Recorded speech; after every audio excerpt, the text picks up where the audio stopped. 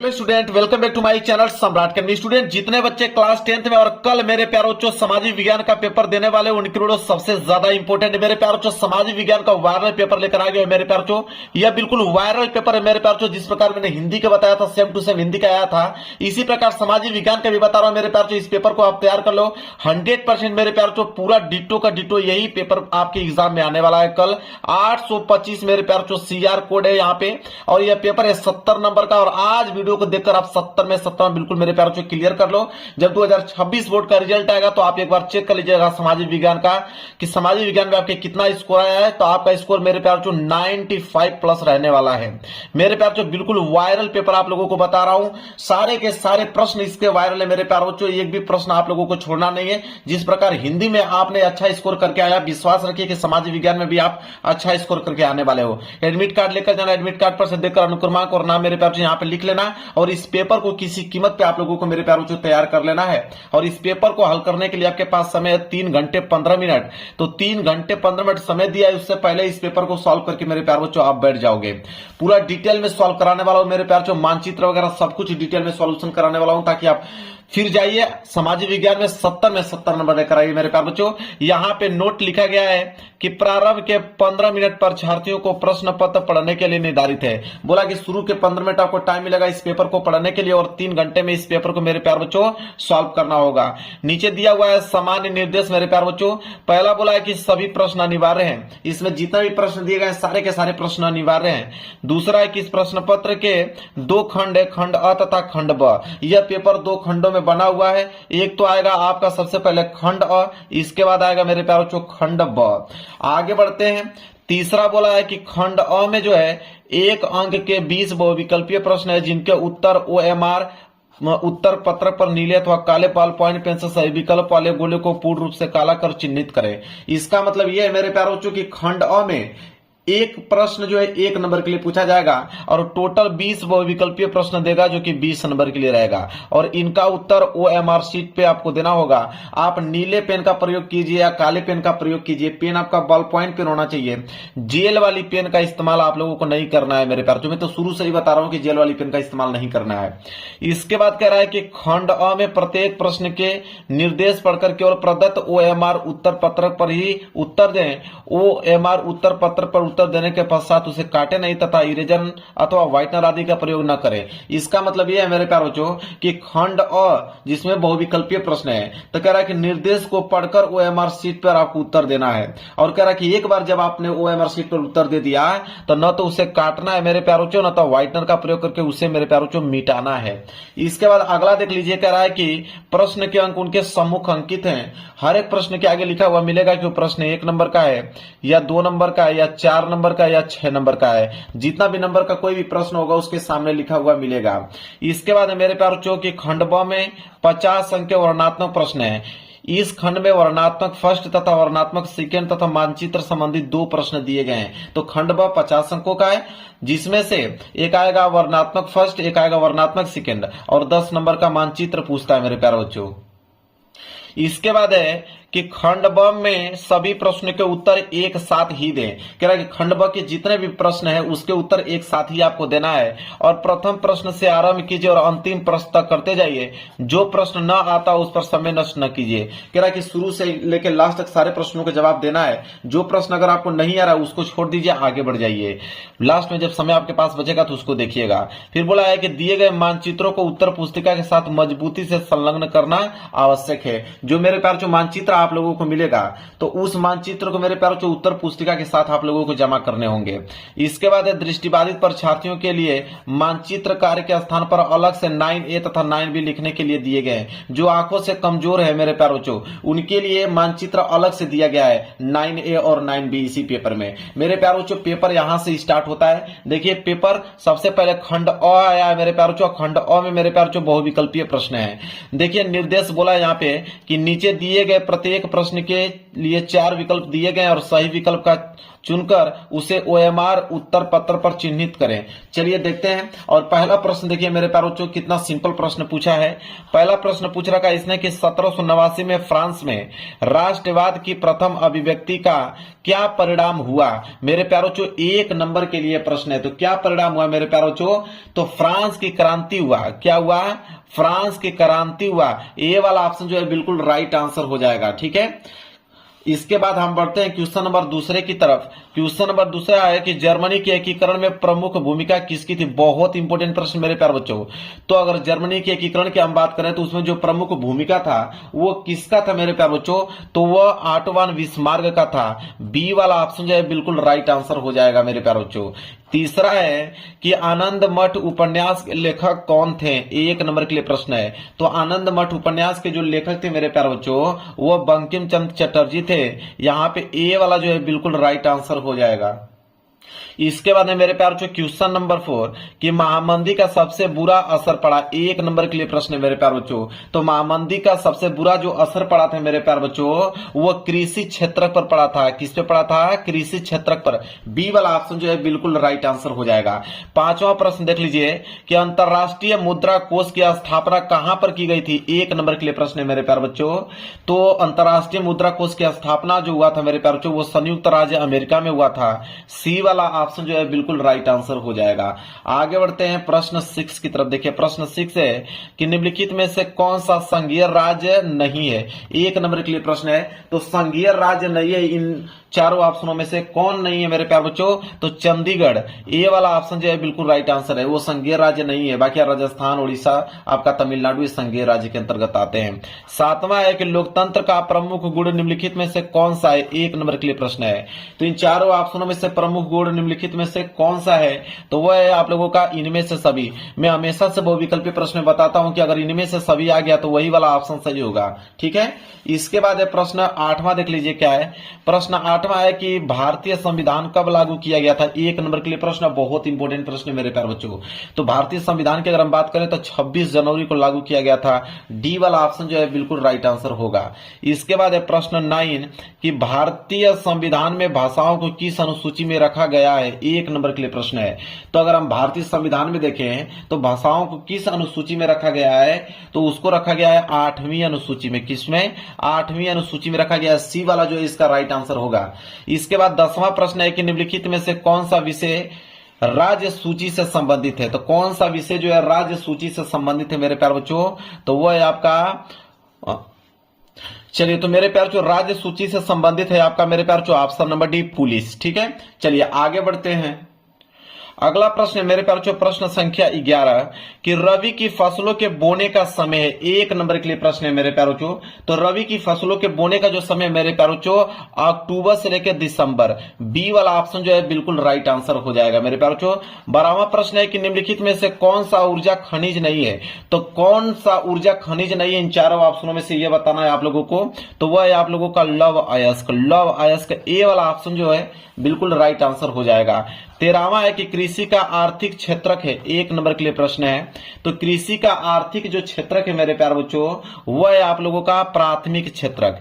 ठीक है, प्राथमिक क्षेत्रक के अंतर्गत आता है। ठीक है, कृषि। इसके बाद है 14वां प्रश्न कि निम्न में से गैर परंपरागत ऊर्जा का साधन है। 1 नंबर के लिए प्रश्न है। तो गैर परंपरागत ऊर्जा का जो साधन है मेरे प्यारे बच्चों वह है आप लोगों का सौर ऊर्जा। क्या है, सौर ऊर्जा। डी वाला ऑप्शन जो है बिल्कुल राइट आंसर हो जाएगा। 15वां प्रश्न है मेरे प्यारे बच्चों कि निम्न में से कौन सा आधारभूत खनिज है। 1 नंबर के लिए है। तो आधारभूत खनिज इन चारों ऑप्शन में से कौन है, तो वह है आप लोगों का लौह अयस्क। क्या है, लौह अयस्क। बी वाला ऑप्शन जो है बिल्कुल राइट आंसर होगा।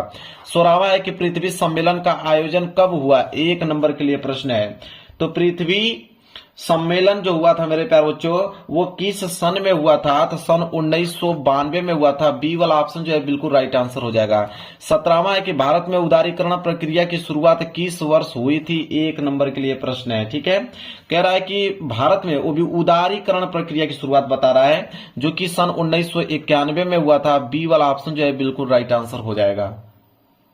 इसके बाद है 18वां प्रश्न कि निम्न में से कौन सा जैव संसाधन है, एक नंबर के लिए प्रश्न है। तो जैव संसाधन इन चारों ऑप्शनों में से मेरे प्यारे बच्चों कौन है, तो वह है आपका मत्स्य पालन उद्योग। यहाँ पे सी वाला ऑप्शन जो है बिल्कुल करेक्ट आंसर हो जाएगा। 19वां है क्या है कि निम्नलिखित में से किस वर्ष में बांग्लादेश ग्रामीण बैंक की शुरुआत हुई। तो बांग्लादेश ग्रामीण बैंक की जो शुरुआत हुआ मेरे प्यारे बच्चों वह सन 1970 ईस्वी में हुआ। बी वाला ऑप्शन जो है बिल्कुल करेक्ट आंसर हो जाएगा। आगे है प्रश्न 20वां कि किसी देश का विकास आधारित है। तो किसी भी देश का जो विकास है वो आधारित है मेरे प्यारे बच्चों प्रति व्यक्ति आय पर, औसत साक्षरता दर पर, लोगों की स्वास्थ्य स्थिति पर, उपयुक्त सभी। मैं हमेशा से ट्रिक में बताता हूं कि जब इनमें से सभी आ जाए तो वही वाला ऑप्शन 99% मेरे प्यारे बच्चों सही होता है। इस बात को आप ध्यान में रखिएगा। मेरे प्यारे बच्चों 20 के 20 बहुविकल्पीय प्रश्न मैंने यहाँ पे बता दिया। अब यहां से स्टार्ट होगा आप लोगों का खंड ब, और खंड ब में वर्णात्मक फर्स्ट और वर्णात्मक सेकंड दिया है। तो सबसे पहले है वर्णात्मक फर्स्ट, बोला है कि निम्नलिखित प्रश्न को उत्तर लगभग 80 शब्दों में आप लोगों को देना है। ठीक है, प्रश्न 1 है यहां से कि भारत की अर्थव्यवस्था पर महामंदी के किन्हीं 2 प्रमुख प्रभावों को उल्लेख कीजिए। ठीक है, अब कितना नंबर मिलेगा, 2 प्रभावों को उल्लेख करेंगे तो 2-2 नंबर के हिसाब से 4 नंबर मिल जाएगा। अगर ये प्रश्न नहीं करना चाहते हैं तो अथवा करके एक प्रश्न और दिया है कि महामंदी के प्रमुख कारणों का उल्लेख कीजिए, जो कि 4 नंबर मिलेगा। तो दोनों में से कोई एक ही करना, मैं दोनों का आंसर आप लोगों को बताता चलता हूं। पहले हम यह वाला बताएंगे कि भारत की अर्थव्यवस्था पर महामंदी के किन्हीं 2 प्रमुख प्रभाव का उल्लेख कीजिए। तो देखिए यहां से वर्णात्मक फर्स्ट और यह है उसका पहला वाला आंसर। यहाँ पे लिखा है कि भारत की जो अर्थव्यवस्था पर महामंदी हुई थी सन 1929 में, उसके 2 प्रमुख प्रभाव इस प्रकार थे। कौन कौन से, तो पहला प्रभाव पड़ा मेरे प्यारे बच्चों कृषि क्षेत्र पर गंभीर प्रभाव। इसे हेडिंग बना लीजिएगा और उसमें लिखिएगा कि महामंदी के कारण अंतर्राष्ट्रीय बाजार में कृषि उत्पादों की कीमतें बहुत ही गिर गई और भारत से होने वाला निर्यात जो है वो घट गया। किसानों को अपनी उपज का उचित मूल्य नहीं मिला, जिससे उनकी आय कम हो गई और कर्ज का बोझ जो है मेरे प्यारे बच्चों वो बढ़ गया। फिर दूसरा जो प्रभाव पड़ा वो पड़ा मेरे प्यारे बच्चों व्यापार और उद्योग पर प्रभाव पड़ा। तो उसमें लिखिएगा कि भारत का विदेशी व्यापार आधा रह गया, आयात निर्यात में भारी कमी आ गई, कई उद्योग में उत्पादन घटा, जिससे व्यापारियों और मजदूरों को नुकसान उठाना पड़ा। तो 2 प्रभाव पूछा था, दोनों प्रभाव मैंने बहुत सरल शब्दों में इसको बता दिया, याद भी हो जाएगा और 2-2 नंबर के हिसाब से 4 नंबर आप लोगों को मिल भी जाएगा। अगर आपका विचार करता है कि नहीं ये प्रश्न नहीं करके आऊंगा, मैं तो महामंदी के प्रमुख कारणों का उल्लेख करूंगा ताकि मुझे 4 नंबर इस पे भी मिल जाए, तो आप इसका उत्तर कैसे लिखोगे। देखिए इसका उत्तर लिखोगे अथवा वाला का कि महामंदी 1929 के प्रमुख कारण इस प्रकार हैं। तो पहला कारण है मेरे प्यार जो अधिक उत्पादन। अधिक उत्पादन हेडिंग डालने के बाद लिखिएगा इसमें कि प्रथम विश्व युद्ध के बाद अमेरिका और अन्य देशों में वस्तुओं का अत्यधिक उत्पादन हुआ, लेकिन बाजार में मांग कम थी, इससे वस्तुओं के दाम गिरने लगे। दूसरा है कृषि संकट। ठीक है, कृषि संकट में लिखेगा कि कृषि उत्पादों को भरमार हो गई, जिससे उनकी कीमतें बहुत कम हो गई, किसानों की आय घटी और वे कर्ज में डूब गए। तीसरा लिखिएगा कि शेयर बाजार का पतन सन 1929 में। लिखिएगा कि अमेरिका में शेयरों की कीमतें अचानक गिर गई, इससे बैंक और कंपनियां दिवालिया होने लगी और आर्थिक संकट फैल गया। चौथा लिखिएगा कि अंतर्राष्ट्रीय ऋण व्यवस्था का टूटना। लिखिएगा कि अमेरिका अन्य देशों को ऋण देता था, जब अमेरिका की अर्थव्यवस्था कमजोर हुई तो उसने ऋण देना बंद कर दिया और पहले दिए गए ऋण वापस मांग लिया। इससे विश्व व्यापार और भी प्रभावित हुआ। क्लियर है। चलिए, तो मैंने दोनों प्रश्नों का उत्तर बता दिया। अब इस दोनों में से जो आपको आसान लगा उसको याद करके जाइएगा, कल करके आइएगा। इसके बाद है यहाँ पे प्रश्न दूसरा मेरे प्यारे बच्चों कि राजनीतिक दलों के किन्हीं 4 कार्यों को उल्लेख करना है। तो राजनीतिक दलों के किन्हीं 4 कार्यों का उल्लेख करना है मेरे प्यारे बच्चों। पहले इसका आंसर देख लेते हैं। अगर ये नहीं करना चाहते हो तो नीचे वाला भी कर सकते हो, कोई दोनों में से एक ही करना है। तो राजनीतिक दलों के किन्हीं 4 कार्यों का उल्लेख करना है। चलिए देखिए प्रश्न दूसरा, राजनीतिक दलों के 4 प्रमुख कार्य इस प्रकार हैं। तो पहला कार्य मेरे प्यारे बच्चों चुनाव लड़ना। इसमें क्या होता है कि राजनीतिक दल अपने उम्मीदवार खड़े करते हैं और चुनाव के माध्यम से सरकार बनाने का प्रयास करते हैं। दूसरा मेरे प्यारे बच्चों कार्य है कि नीतियां और कार्यक्रम बनाना। इसमें लिखिएगा कि दल देश के विकास के लिए विभिन्न नीतियां और कार्यक्रम तैयार करते हैं जिन्हें वे चुनाव में जनता के सामने प्रस्तुत करते हैं। और तीसरा कार्य होता है सरकार का गठन और संचालन करना, मतलब कि जो दल बहुमत प्राप्त करता है वह सरकार बनाता है और देश का प्रशासन चलाता है। क्लियर है। इसके बाद है यहाँ पे चौथा कि विपक्ष की भूमिका निभाना। इसका मतलब यह है कि जो दल सत्ता में नहीं होता वह विपक्ष बनकर सरकार की नीतियों की आलोचना करता है और गलत कार्यों का विरोध करता है। ठीक है।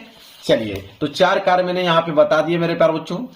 और अगर ये नहीं करना चाहते हैं राजनीतिक दलों की किन्हीं 4 कार्यों का उल्लेख, तो अथवा करके मेरे प्यारे बच्चों दिया हुआ है नीचे कि लोकतंत्र के किन्हीं 2 प्रमुख चुनौतियों का वर्णन कीजिए। 2-2 नंबर के हिसाब से 4 नंबर इस पे मिल जाएगा।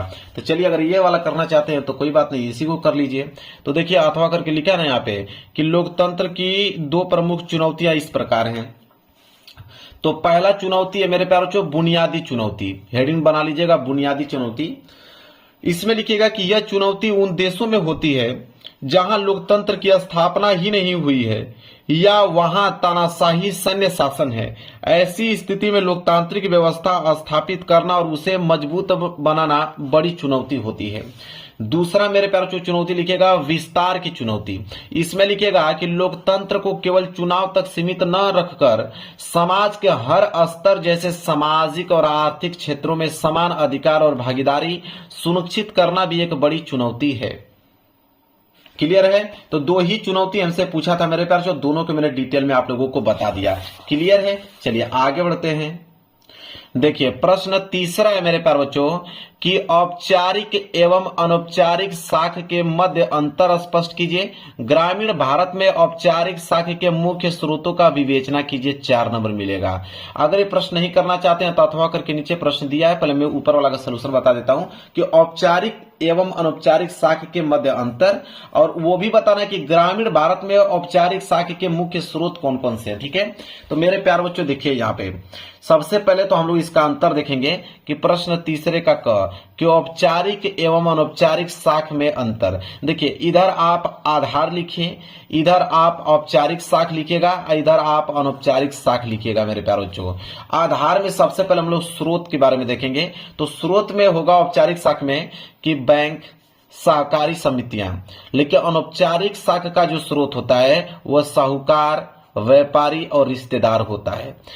नियंत्रण की अगर हम बात करें तो नियंत्रण औपचारिक साख में होगा कि सरकार व आरबीआई के नियमों के अधीन, लेकिन अनौपचारिक साख में होगा कि किसी सरकारी नियंत्रण में नहीं होता है। यह बाजार ब्याज दर की अगर हम बात करें तो ब्याज दर में जो औपचारिक साख होता है वो निश्चित और कम होता है, लेकिन अनौपचारिक साख में अधिक और मनमानी होता है।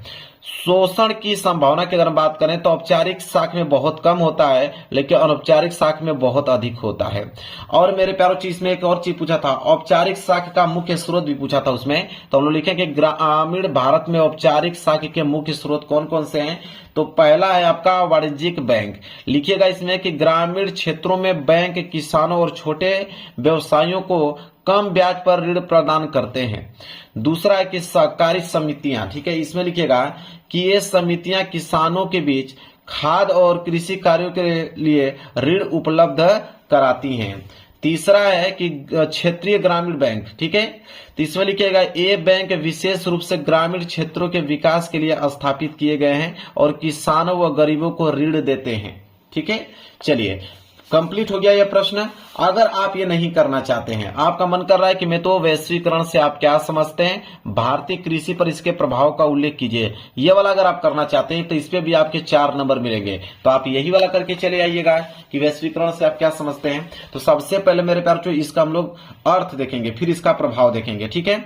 तो वैश्वीकरण का अर्थ क्या होता है पहले इसको लिखेंगे, हेडिंग बना लीजिए। लिखेंगे कि वैश्वीकरण वह प्रक्रिया है जिसमें विभिन्न देशों के बीच वस्तुओं, सेवाओं और पूंजी का आदान प्रदान बढ़ता है तथा विश्व की अर्थव्यवस्थाएं आपस में जुड़ जाती है, उसे हम लोग वैश्वीकरण कहते हैं। उसका भारतीय कृषि पर क्या प्रभाव पड़ता है ये भी पूछा था हमसे। तो पहला प्रभाव लिखिएगा कि निर्यात के अवसर बढ़े। इसमें लिखिएगा कि कुछ किसानों को विदेशी बाजार में फसल बेचने का मौका मिला।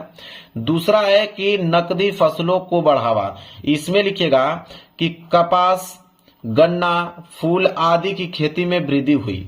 तीसरा मेरे प्यार बच्चों इसमें लिखेगा कि प्रतिस्पर्धा में वृद्धि, यहाँ पे प्रतिस्पर्धा है, यहाँ पे प्र है, प्रतिस्पर्धा में वृद्धि, कि विदेशी उत्पादों से प्रतिस्पर्धा बढ़ी जिससे छोटे किसानों को नुकसान भी हुआ। तो भारतीय कृषि पर जो वैश्वीकरण का 3 प्रभाव है, तो मैंने 3 प्रभाव भी लिख दिया, साथ ही साथ ये भी बता दिया कि वैश्वीकरण आखिरकार है क्या। तो 4 नंबर आपका मिल गया यहां से। तो दोनों प्रश्नों का उत्तर मैंने बता दिया, जो आपका मन करेगा उसको याद करके जाइएगा। प्रश्न चौथा है मेरे प्यारे बच्चों कि भारत में कपास उत्पादन के किन्हीं 2 क्षेत्रों का परिचय दीजिए, आपको 4 नंबर मिल जाएगा। अन्यथा अगर नहीं करना चाहते हैं तो अथवा करके एक प्रश्न दिया गया, पहले इसको उत्तर देख लेते हैं। कह रहा है कि भारत में कपास उत्पादन के किन्हीं 2 क्षेत्रों को वर्णन करना है। तो चलिए, पहला है प्रश्न चौथा का, पहला है दक्कन पठार का क्षेत्र। ठीक है, इसमें लिखेंगे कि यह क्षेत्र काली मिट्टी, जिसे हम लोग रेंगुर मिट्टी के नाम से भी जानते हैं, वह इनके लिए प्रसिद्ध है, जो कपास की खेती के लिए उपयुक्त होती है। मेरे प्यारों, सबको मालूम है कि काली मिट्टी कपास की खेती के लिए सबसे अच्छी मानी जाती है। और दूसरा मेरे प्यारे बच्चों, दूसरा है कि पश्चिमी भारत क्षेत्र। इसमें लिखेगा कि यहाँ सिंचाई की सुविधा के कारण कपास की खेती की जाती है। मुख्य राज्य जैसे पंजाब, हरियाणा और राजस्थान। क्लियर है मेरे प्यारे बच्चों। तो हमसे 2 ही पूछा था ना, हमसे तो भारत में कपास उत्पादन के लिए 2 ही क्षेत्रों का परिचय पूछा था, तो 2 क्षेत्रों का परिचय मैंने बता दिया। अगर ये नहीं करना चाहते हैं तो अथवा करके दिया है कि भारत में मैग्नीज उत्पादन एवं वितरण का वर्णन कीजिए, 4 नंबर मिलेगा। तो आप इसका भी उत्तर लिख सकते हो। तो अथवा करके देखिए, लिखा है कि भारत में मैग्नीज का उत्पादन एवं वितरण। तो पहली हेडिंग तो आपका उत्पादन होगा कि इसका उत्पादन कैसे होता है। तो लिखेंगे कि भारत मैग्नीज उत्पादन में प्रमुख देशों में से एक है। मैग्नीज का उपयोग मुख्यतः इस्पात निर्माण में होता है। इसके अतिरिक्त इसका उपयोग जो है वो रसायन, कांच तथा बैटरी बनाने में भी किया जाता है। अगर मुख्य क्षेत्र की अगर हम बात करें कि वितरण के उसके मुख्य क्षेत्र कौन कौन से हैं, तो पहला है उड़ीसा, क्योंकि भारत का सबसे बड़ा मैग्नीज उत्पादक राज्य है। कौन? उड़ीसा। इसके बाद महाराष्ट्र, लिखेंगे कि नागपुर और भंडारा क्षेत्र प्रमुख है। मध्य प्रदेश की अगर हम बात करें तो बालाघाट क्षेत्र प्रसिद्ध है मध्य प्रदेश में।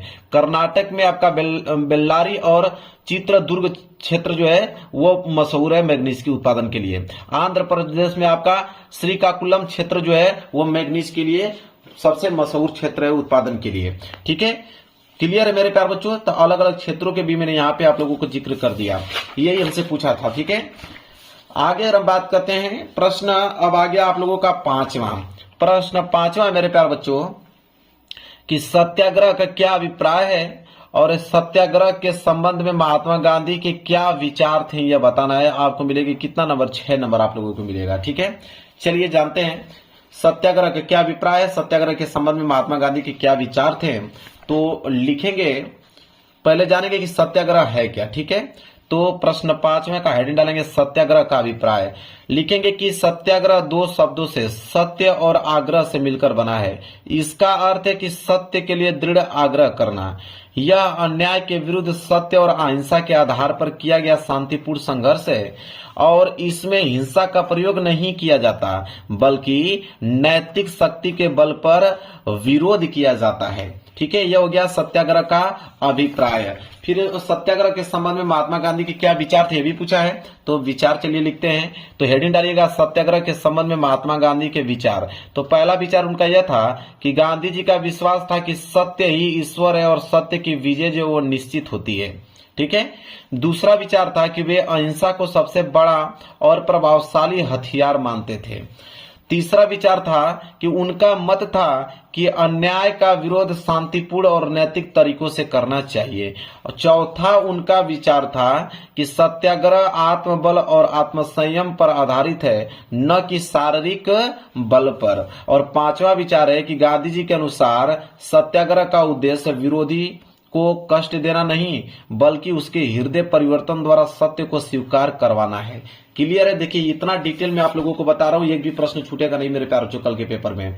इसके बाद है यहाँ पे अथवा करके कि भारत में राष्ट्रवाद के उदय के प्रमुख कारणों की व्याख्या कीजिए। अगर ये ऊपर वाला प्रश्न नहीं करना चाहते हैं तो ये वाला कर लीजिएगा कि भारत में राष्ट्रवाद के उदय के प्रमुख कारण कौन से थे। तो चलिए देखते हैं। तो यहाँ पे लिखेंगे अथवा पहला जो मेरे प्यारे बच्चों कारण था वह था ब्रिटिश शासन की दमनकारी नीतियां। उसमें लिखेगा कि अंग्रेजों की आर्थिक शोषण की नीति, ऊंचे कर और भारतीय उद्योगों का पतन होने से लोगों में असंतोष बढ़ा, जिससे राष्ट्रवादी भावना का विकास हुआ। दूसरा है मेरे प्यारे बच्चों आर्थिक शोषण। इसमें लिखेगा कि कच्चा माल सस्ते में इंग्लैंड भेजा जाता था और तैयार माल भारत में महंगे दामों पर बेचा जाता था। इससे भारतीय कारीगर और किसान प्रभावित हुए। तीसरा लिखिए पश्चिमी शिक्षा का प्रभाव। इसमें लिखिए कि अंग्रेजी शिक्षा के प्रसार से स्वतंत्रता, समानता और लोकतंत्र के विचार फैले, शिक्षित वर्ग में राष्ट्रीय एकता और अधिकारों की मांग की। इसके बाद मेरे प्यारे बच्चों चौथा है कि संचार और परिवहन का विकास। इसमें लिखेगा कि रेलवे, डाक तार और समाचार पत्रों के विकास से देश के विभिन्न भागों के लोग एक दूसरे से जुड़े और राष्ट्रीय चेतना का प्रसार हुआ। इसके बाद मेरे प्यारे बच्चों प्रश्न उसका पांचवा हेडिंग डालिएगा उसमें कि भारतीय राष्ट्रीय कांग्रेस की स्थापना। मतलब 1885 में कांग्रेस की स्थापना से राष्ट्रीय आंदोलन को असंगठित रूप मिला और लोगों में राष्ट्रवाद की भावना जो है मेरे प्यारे बच्चों वो मजबूत हुई। क्लियर है। तो मैंने दोनों प्रश्नों का उत्तर यहाँ पे बता दिया, प्रश्न पांचवा का ऊपर वाला भी और नीचे वाला भी मैंने बता दिया कि भारत में राष्ट्रवाद के उदय के प्रमुख कारण कौन कौन से थे। 5 कारण हमने बताया डिटेल में। इसके बाद है प्रश्न 6। प्रश्न 6 है कि भारत की संघीय शासन व्यवस्था की विशिष्टताओं का वर्णन कीजिए। 6 नंबर मिलेगा। अगर ये प्रश्न नहीं करना चाहते हैं तो अथवा करके नीचे एक प्रश्न और दिया गया है, पहले ऊपर वाला का देखते हैं कि भारत की संघीय शासन व्यवस्था की विशिष्टताओं का वर्णन। ठीक है। तो मेरे प्यारों से देखिए कैसे उत्तर लिखेंगे इसका। प्रश्न 6 कि भारत की संघीय शासन व्यवस्था की विशिष्टताएं। तो पहला हेडिंग बनाइए कि द्विस्तरीय शासन प्रणाली। तो द्विस्तरीय शासन प्रणाली में लिखेंगे कि भारत में 2 स्तर की सरकारें हैं, एक आपका केंद्र सरकार और राज्य सरकार। दोनों के अधिकार संविधान द्वारा निर्धारित है। इसके बाद दूसरा है कि शक्तियों का विभाजन। लिखिएगा कि संविधान में शक्तियों का विभाजन 3 सूचियों में किया गया है, एक आपका संघ सूची, एक आपका राज्य सूची और एक आपका समवर्ती सूची। क्लियर है। इसके बाद मेरे पास जो तीसरा लिखिए लिखित एवं सर्वोच्च संविधान। इसमें लिखिए कि भारत का संविधान लिखित है और देश का सर्वोच्च कानून है। केंद्र और राज्य दोनों को संविधान का पालन करना होता है। इसके बाद है स्वतंत्र न्यायपालिका। इसमें लिखिए कि उच्चतम न्यायालय संविधान का एक रक्षक है और केंद्र और राज्य के बीच विवादों का समाधान करता है। 5वां है संविधान की कठोरता। लिखिए संविधान में संशोधन की प्रक्रिया कठिन है, विशेषकर संघीय विषयों में राज्यों की सहमति आवश्यक होती है। इसके बाद है कि द्विसदनीय विधानमंडल कुछ राज्यों में चलता है, जैसे केंद्र में लोकसभा और राज्यसभा में 2 सदन हैं। राज्यसभा राज्यों का प्रतिनिधित्व करती है। क्लियर है। अगर ये प्रश्न नहीं आप करना चाहते हैं तो आप ये वाला कर सकते हैं कि भारत एक धर्मनिरपेक्ष देश है, किन्हीं 2 प्रावधानों के आधार पर इसको स्पष्ट आप करना है। यहां से आप लोगों को 6 नंबर मिल जाएगा। तो देखिए मेरे पास तो इसका आंसर कैसे आप लिखोगे। इसका आंसर लिखोगे अथवा वाला कि भारत एक धर्मनिरपेक्ष देश है 2 प्रावधानों के आधार पर। पहला है सभी धर्मों के प्रति समान व्यवहार करता है। इसमें लिखेगा कि भारतीय संविधान के अनुसार राज्य किसी एक धर्म को विशेष मान्यता नहीं देता, सभी धर्मों को समान सम्मान और संरक्षण दिया जाता है।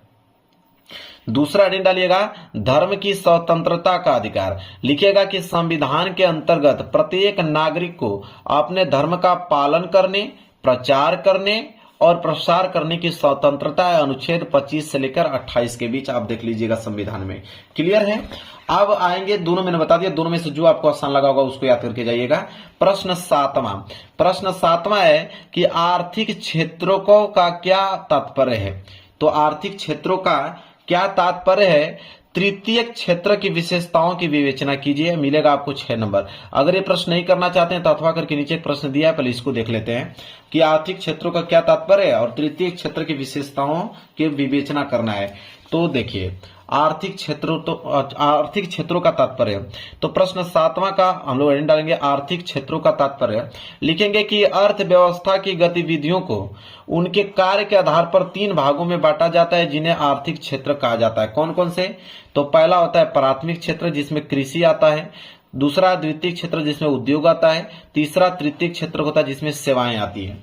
और तृतीय क्षेत्र की विशेषताएं भी हमसे पूछा था, तो तृतीय क्षेत्र की विशेषताएं हेडिंग डालेंगे और पहला विशेषता लिखेंगे कि सेवा प्रदान करने वाला क्षेत्र। लिखेगा कि इस क्षेत्र में वस्तुओं का उत्पादन नहीं होता बल्कि सेवाएं प्रदान की जाती है, जैसे शिक्षा, स्वास्थ्य, परिवहन, बैंकिंग आदि। इसके बाद दूसरा लिखेगा, दूसरा विशेषता है अन्य क्षेत्रों को सहयोग देता है। इसमें लिखा कि तृतीय क्षेत्र जो है प्राथमिक और द्वितीय क्षेत्रों को सहायता प्रदान करता है, जैसे माल का परिवहन और बैंक से ऋण सुविधा। तीसरा रोजगार के अवसर, मतलब इस क्षेत्र में बड़ी संख्या में लोगों को रोजगार मिलता है, विशेषकर शहरों में। क्लियर है? तो तृतीय क्षेत्र की विशेषता भी मैंने यहाँ पे मेरे प्यारे बच्चों बता दिया। एक विशेषता और है, इधर पीछे लिखा हुआ है, मतलब तीव्र विकास इसमें होता है। मतलब आधुनिक समय में शिक्षा, संचार और सूचना प्रौद्योगिकी के विकास के कारण तृतीय क्षेत्र तेजी से बढ़ रहा है। क्लियर है? चलिए अगर ये प्रश्न नहीं करना चाहते हैं तो अब नीचे दिया है कि उपभोक्ता अधिकार पर संक्षिप्त टिप्पणी लिखिए, 6 नंबर अकेले मिलेगा इस पे। ठीक है, संक्षिप्त टिप्पणी लिखना है मेरे प्यारे बच्चों। चलिए देखिए इसको आप कर सकते हो, अथवा करके लिखा है ना कि उपभोक्ता अधिकार पर संक्षिप्त टिप्पणी। लिखिएगा कि उपभोक्ता अधिकार वे अधिकार हैं जो वस्तुओं और सेवाओं को खरीदने वाले व्यक्ति को संरक्षण देने के लिए दिए गए हैं। इन अधिकारों का उद्देश्य उपभोक्ताओं को शोषण से बचाना और उन्हें न्याय दिलाना है। ठीक है, अधिकार भी दिया था ना, तो प्रमुख उपभोक्ता अधिकार, तो पहला है सूचना का अधिकार। लिखेगा कि उपभोक्ता को वस्तु की गुणवत्ता, मूल्य, मात्रा और निर्माण तिथि आदि की जानकारी पाने का अधिकार है। दूसरा सुरक्षा का अधिकार देता है कि हानिकारक वस्तुओं से सुरक्षा पाने का अधिकार है। चयन का अधिकार कि विभिन्न वस्तुओं में से अपनी पसंद की वस्तु चुनने का अधिकार आपको है। शिकायत निवारण का अधिकार, इसमें लिखिएगा कि यदि उपभोक्ता के साथ धोखा होता है तो वह उपभोक्ता अदालत में शिकायत कर सकता है। भारत में उपभोक्ताओं की सुरक्षा के लिए उपभोक्ता संरक्षण अधिनियम बनाया गया है। ठीक है, क्लियर है? समाप्त हो गया मेरे प्यारों। प्रश्न 7वां तो दोनों बता दिया, जो मन करे उसको याद करके आप जाइएगा। चलिए आगे बढ़ते हैं। इसके बाद है 8वां प्रश्न कि भारत के चीनी उद्योग का वर्णन कीजिए, 6 नंबर आपको मिलेगा। अगर ये नहीं करना चाहते हैं तो अथवा करके नीचे प्रश्न और दिया गया है। पहले ऊपर वाला देखते हैं कि भारत के चीनी उद्योग का वर्णन मेरे प्यारे बच्चों। चलिए देखिए प्रश्न 8वां यहां से स्टार्ट है, उसका उत्तर कि भारत का चीनी उद्योग। लिखिएगा आप, सबसे पहले हेडिंग रहेगा परिचय। परिचय में लिखिएगा कि चीनी उद्योग जो है भारत का एक प्रमुख कृषि आधारित उद्योग है और इसका कच्चा माल गन्ना है। भारत विश्व के प्रमुख चीनी उत्पादक देशों में से एक है। दूसरा हेडिंग डालिएगा प्रमुख उत्पादक क्षेत्र। लिखिए कि चीनी उद्योग मुख्यतः 2 क्षेत्रों में केंद्रित होता है, एक आपका उत्तर भारत में, एक आपका दक्षिण भारत में। उत्तर भारत में आपका उत्तर प्रदेश में, बिहार में, हरियाणा में, पंजाब में। दक्षिण भारत की अगर हम बात करें तो महाराष्ट्र में, कर्नाटक में, तमिलनाडु में, आंध्र प्रदेश में। वर्तमान में महाराष्ट्र उत्पादन में अग्रणी है। ठीक है, महाराष्ट्र में सबसे ज्यादा आपका चीनी उद्योग उत्पादन हो रहा है इस समय। इसके बाद है स्थान निर्धारण के कारक। स्थान निर्धारण के कारक में लिखिए गन्ने की उपलब्धता, श्रम की उपलब्धता, परिवहन की सुविधा और बाजार की निकटता। इसके बाद समस्याएं की अगर हम बात करें तो गन्ने की मौसमी उपलब्धता, पुरानी मशीनें, उत्पादन लागत अधिक होना, अंतर्राष्ट्रीय प्रतिस्पर्धा। क्लियर है मेरे प्यारों बच्चों, इतना डिटेल आपको इतना सरल शब्द में कोई बताने वाला नहीं है। इसके बाद अगर ये प्रश्न नहीं करना चाहते हैं पेपर में, तो भारत में सड़क परिवहन के विकास का परिचय दीजिए, 6 नंबर इस पे मिलेगा। तो भारत में सड़क परिवहन के विकास का परिचय देखिए कैसे लिखोगे, अथवा वाला का। तो भारत में सड़क परिवहन के विकास का परिचय है, सबसे पहले आप इसमें हेडिंग डालोगे महत्व, लिखोगे सड़क परिवहन भारत का सबसे महत्वपूर्ण और व्यापक परिवहन साधन है। यह गांवों को शहरों से जोड़ता है तथा माल और यात्रियों के आवागमन में सहायक है। दूसरी हेडिंग होगा सड़कों के प्रकार, लिखेगा कि भारत में सड़कों के मुख्यतः निम्न वर्गों में बांटा गया है। ठीक है, किन किन वर्गों में बांटा गया, निम्न वर्गों में बांटा गया है, जिसमें से आएगा राष्ट्रीय राजमार्ग, फिर राज्य राजमार्ग, फिर जिला सड़कें, फिर ग्रामीण सड़कें। ठीक है, इस तरह राष्ट्रीय राजमार्ग देश के प्रमुख शहरों और औद्योगिक क्षेत्रों को जोड़ते हैं। इसके बाद तीसरा लिखेगा विकास कार्यक्रम, लिखेगा इसमें कि सरकार ने सड़क विकास के लिए कई योजनाएं चलाई है, जैसे स्वर्णिम चतुर्भुज परियोजना जो दिल्ली, मुंबई, चेन्नई और कोलकाता से जोड़ती है। इसके बाद है तीव्र विस्तार, इसी में लिखिए स्वतंत्रता के बाद भारत में सड़कों की लंबाई में निरंतर वृद्धि हुई है।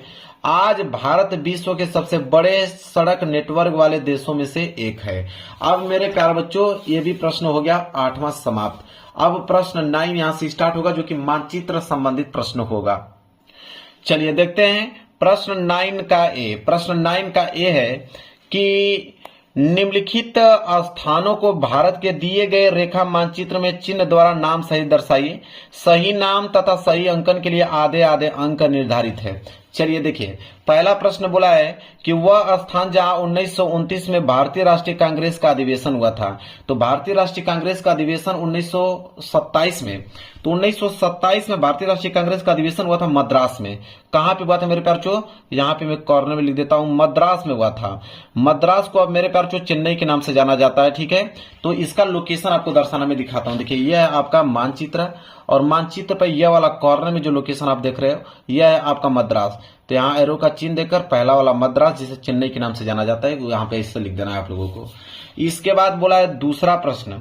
दूसरा प्रश्न है कि वह जनपद जहां जलियांवाला बाग की घटना घटी। तो जलियांवाला बाग की घटना घटी अमृतसर में। कहां पे मेरे प्यारे बच्चों, अमृतसर में घटना घटी। अब अमृतसर को मेरे प्यारे बच्चों लोकेशन पे आपको सही दिशा में दर्शाना है। तो देखिए ये लोकेशन है और यहाँ पे अमृतसर है, एरो का चिन्ह लगाकर। दूसरा प्रश्न है उसका उत्तर क्या हो गया, अमृतसर। इसके बाद चलिए तीसरा प्रश्न देखते हैं। तीसरा है कि वह स्थान जहां असहयोग आंदोलन के कार्यक्रम को स्वीकार किया गया। तो असहयोग आंदोलन के कार्यक्रम को स्वीकार किया गया, कहां पे किया गया मेरे प्यारे बच्चों, तो नागपुर में किया गया। यहाँ पे लिख देता हूं नागपुर। ठीक है, इसका आंसर क्या होगा, नागपुर। अब उसको सही लोकेशन पे दर्शाना है नागपुर को। तो नागपुर का लोकेशन ये है, देख सकते हैं ये वाला जो लोकेशन है नागपुर का है।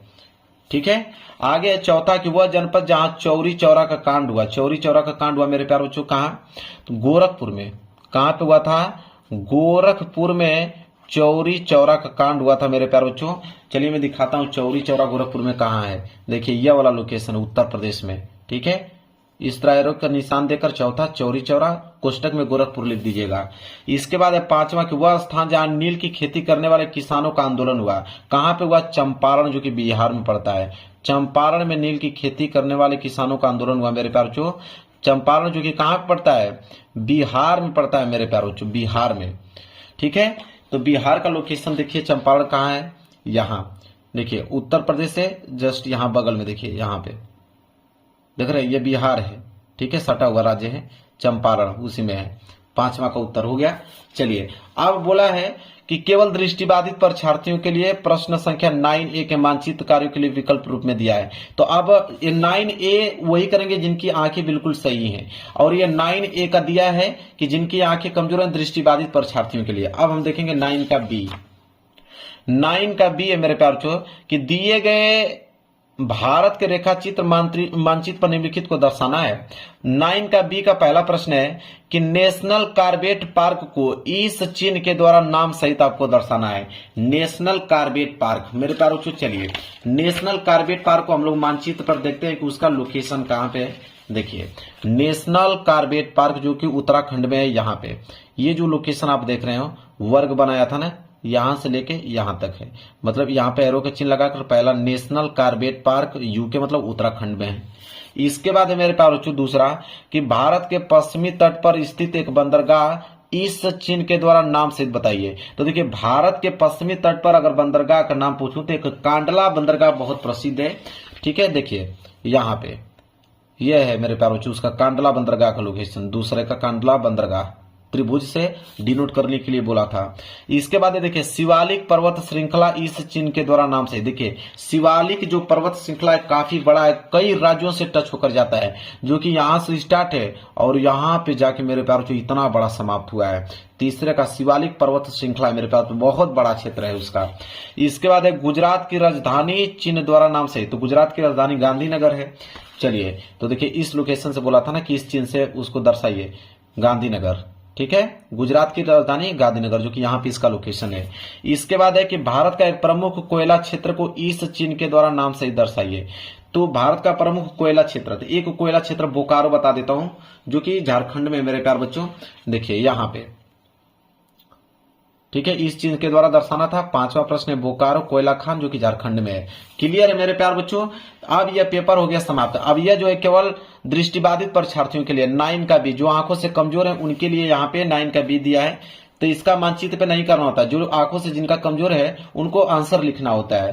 ठीक है, उनको मानचित्र नहीं मिलता, लेकिन आप लोगों को मानचित्र मिलेगा। तो आप लोगों को यह वाला प्रश्न करना अनिवार्य था, जो मैंने अभी कराया। अब यह पेपर मेरे प्यारे जो समाप्त हो गया।